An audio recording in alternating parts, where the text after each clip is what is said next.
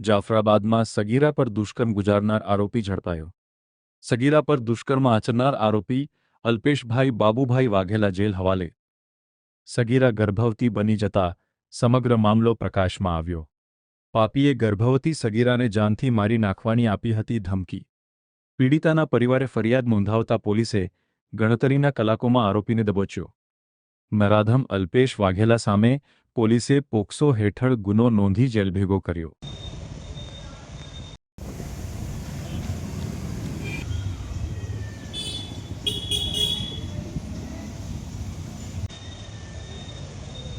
Jafrabad town police સ્ટેશને એક સગીર વયની દીકરી સાથે અવારનવાર દુષ્કર્મ આચર્યાની તેમજ ગર્ભ રાખી ગર્ભપાત કરાયાની તેમજ જાનથી મારી નાખવાની ધમકી આપેલાની એક ઘટના પોલીસ સ્ટેશનને જાણ થતાં આ પોલીસ સ્ટેશનના સ્ટાફ દ્વારા તુરંત જ કાર્યવાહી હાથ ધરવામાં આવેલ છે કે જેના અંતર્ગત પોક્સો એક્ટ તેમજ ભારતીય ન્યાય સંહિતાની સંલગ્ન કલમો હેઠળ ગુનો દાખલ કરેલ છે અને આરોપીને ગણતરીની કલાકોમાં જ ઝડપી પાડેલ છે। જે આરોપીનું નામ છે અલ્પેશભાઈ બાબુભાઈ વાઘેલા અને જે હાલ અત્યારે જેલ હવાલે।